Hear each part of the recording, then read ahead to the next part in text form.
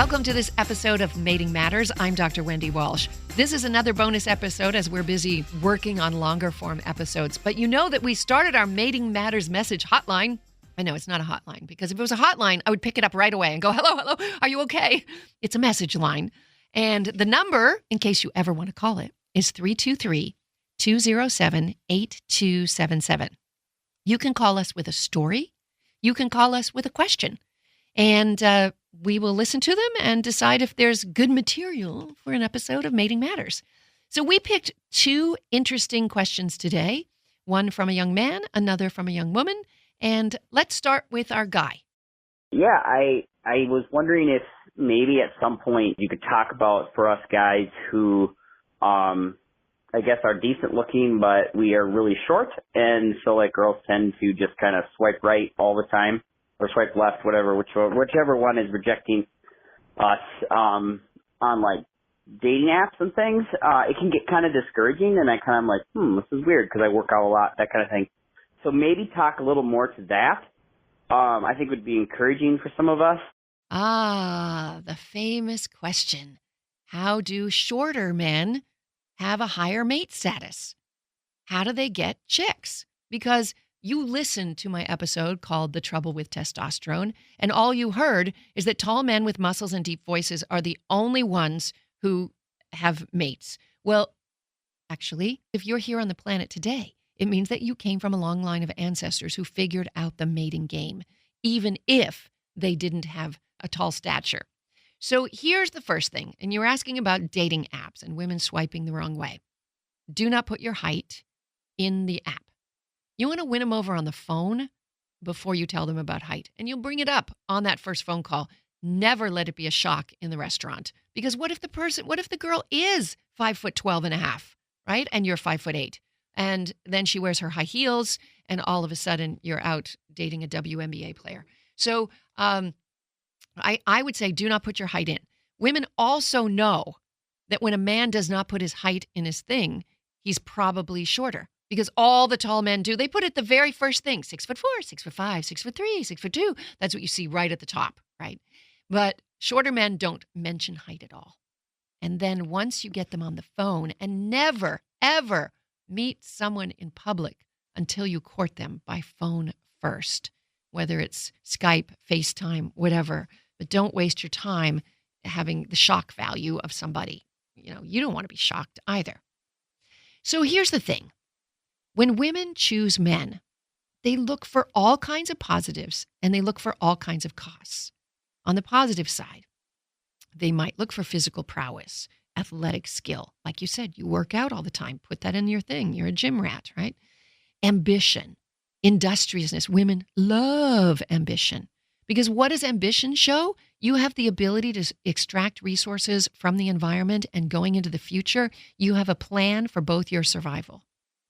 Women like kindness, but hold that thought. Not too kind, not too soon. I'll explain that in a minute. Women like empathy, emotional stability, intelligence. They love guys with good social skills. They love guys with a sense of humor because that indicates intelligence. But they also look at your network. There are women out there who say, I've been dating this guy. He seems really nice, but I haven't seen him in context of his friends yet.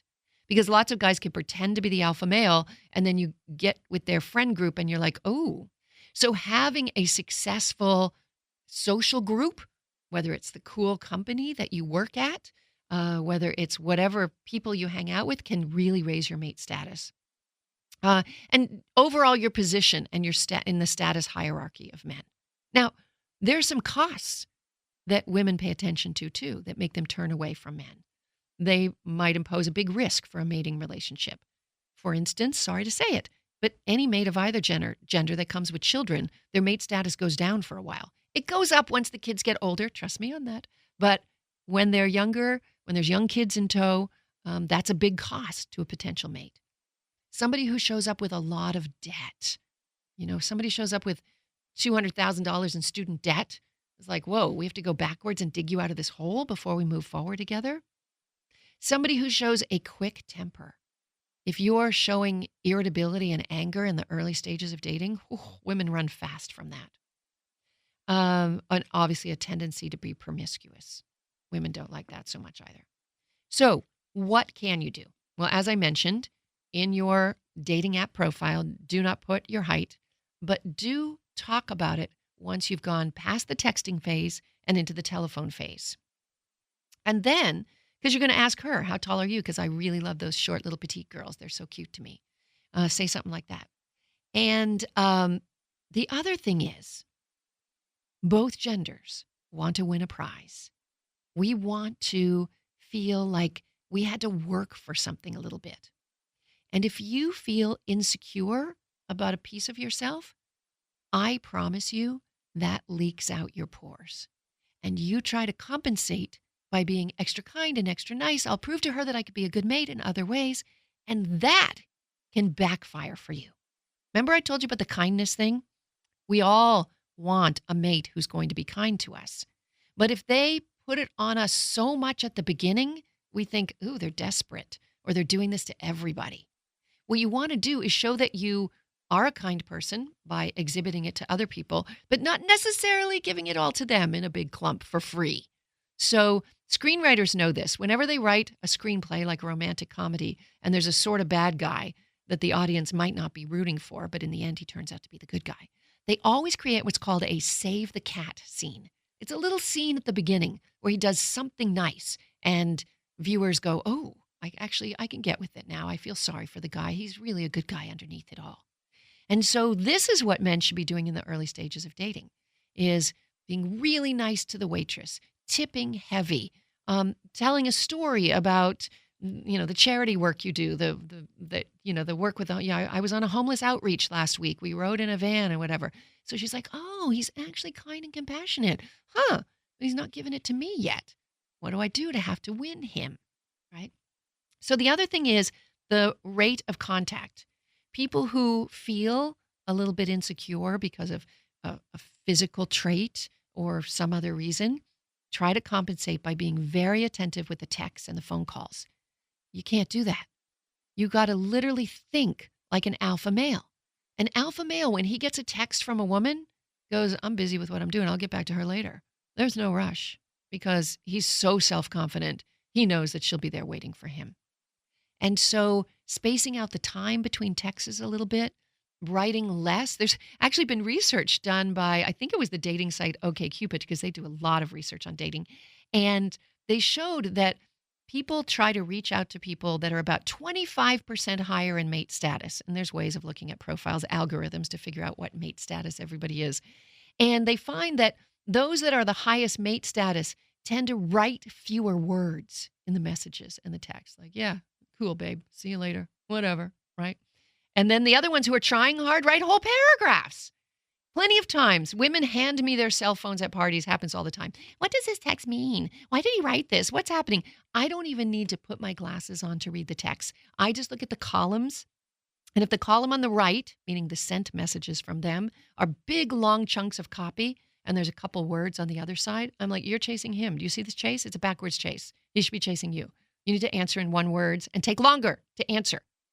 I know, all this sounds awful. Everyone hates the mating game. They love to say, I don't ever want to play games. But unfortunately, the only way to win the mating game is to play the mating game. You got to play it. And finally, I'll end with one thing. The game never works when you're just pretending to be cool and confident. It's an inside job. The game works when you do the work inside yourself to feel very valuable in the eyes of others. Because when you feel valuable in your own eyes, then other people will get that. They really will. So good luck to you. Great question. Keep swiping. She's out there. Okay, and the other caller that we're going to listen to today has a story about the polyamorous lifestyle. And it's a really good question, so let's take a listen. So I grew up very religious, and I had a lot of sexual repression. And I got married young. My husband and I got married when I was 19, and we got engaged after dating for like 2 months.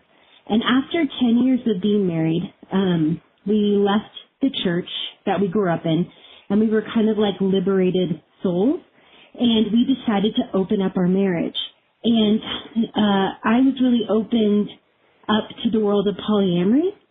So my big question is, when I opened up my marriage, I realized all the people I was attracted to would be awful mates. And my husband and I don't have a good sex life. We've never had a good sex life. I was never attracted to him sexually, but I got married to him because I knew he would be a good husband and a good father and a good provider, and he is all of those things, but I don't have any sexual attraction towards him. And so I guess I feel really confused about my own sexuality. Thank you so much for calling in. This is a really excellent question. And I think the heart of your question is that you want to know why you're not more sexually attracted to your husband and why you are more sexually attracted to men who would not be good long-term mates. And that is perfect evolution at play because women and men, for that matter, choose mates for different reasons. We choose short-term mates for their genes. We choose long-term mates for their care and their commitment. Now, because you and your husband met so early and married so early at the age of 19, you probably didn't have a lot of sexual experience. And when you chose him for his traits of kindness, reliability, maybe the ability to help you be a provider. And it seems to be working out for the two of you. Now, here's the thing about the polyamorous lifestyle. In lots of primate species, we do see polyamory take place, and in certain segments of Homo sapiens. But we are also wired to be very vigilant about mate guarding, the feeling of jealousy. You're not touching my possession, my husband, my wife. And so in order to have a successful polyamorous lifestyle, you have to work really hard to suppress those feelings. And they may crop up at different times, and it may be warranted. Now, there's another piece. You did say that the people that you're sexually attracted to, you would never want to have a long-term relationship with. But what if one of them, just one of them, was not only that hot, tattooed artist, motorcycle driving bad boy, but he also was kind and he had a big paycheck? And what if you also fell in love? That's the risk, especially when you're raising kids. Now, again, I don't believe that just because you're married to somebody that it should be till death do us part. But I do believe that until we have better cultural supports for raising children, that a married couple or a cohabiting couple who stay together are the best thing for kids. It's the best way. You have two people putting all their resources into it. And then I'm going to tell you something that you already know, but I think it's important that I say it on this podcast. You know, I talk about the psychology and the sociology and the evolutionary theory on human mating, but there's big biology too. And remember, back in our hunter-gatherer past, we probably never laid eyes on more than 150 humans in our entire lifespan, and most of them were related to us. It was only the odd hunter, that high testosterone alpha male who roamed into our encampment from another tribe, the one that made all the girls sit up and take notice, and we hoped that we could get his attention. And so we didn't have opportunities for a lot of these extra pair bonds, as anthropologists call it. And today, a new partner is but a thumb swipe away. And our biology isn't necessarily wired for frequent new partners. First of all, women have a higher vulnerability of getting an STD. And because women's bodies emit oxytocin, big bonding hormone, a lot of it during female orgasm, they're more likely to fall in love. And yes, accidents can happen. And you could get an 18-year case of parenthood from somebody you're having an extra pair bond with, and then you and your husband have to make a decision about whether to terminate or whether you're having this baby. So there are some really big biological realities to the polyamorous lifestyle in our more modern society. But I'm not judging.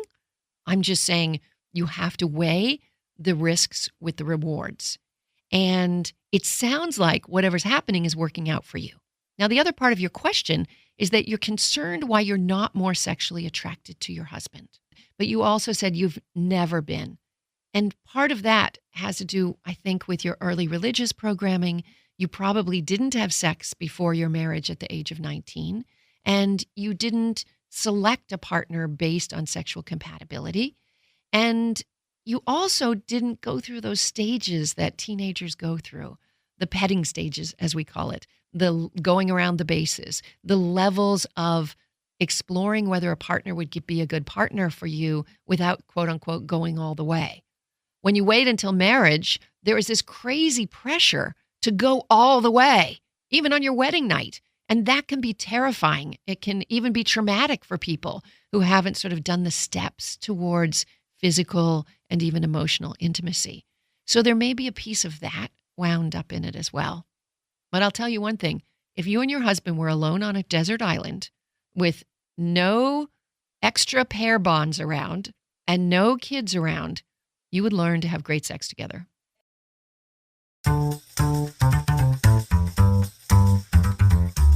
Thanks for listening to this episode of Mating Matters. Producer Brooke Peterson and I, Dr. Wendy Walsh, are working hard on future episodes. Coming up soon, Mothers, MILFs, and Wives. We interviewed so many women for this that we've divided it into part 1 and part 2, and Brooke is busy editing it. We also have upcoming stories that I'm researching that if you would like to call the Mating Matters message line, you're welcome to tell a story that we may use in an upcoming podcast. First of all, the phone number is 323-207-8277. That's 323-207-8277. Okay, here are the 2 episodes I'm looking to hear from you on. One is called The Price of Manhood. Stories of men trapped in the man box. I'm looking for you to tell me stories about what it was like being raised as a boy. How was masculinity taught to you? Do you feel like you don't express your feelings as much as you'd like to women? Do you feel that you take all sex, at any cost because that's what men do? Do you feel that you would never walk away from a fight because you must protect your reputation? If you have stories about that, I'd like to hear them. The other episode we're working on is called Mean Girls, Gold Diggers, and Sluts, Female Competition for Mates. Do you have a story, ladies, about how you guard your mate from other women? Do you have a story about a mean girl in your world who is trying to keep you away from the prize men? These might be high school stories, they might be college stories, but yes, they happen in adult life too. So if you've got a story for me, it'd be wonderful if you could share it. And if you have questions, why not? I'll weigh in and see how well I can do.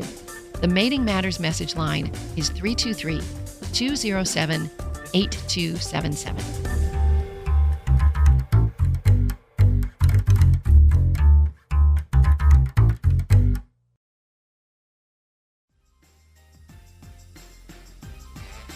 Mating Matters is co-produced with iHeartMedia.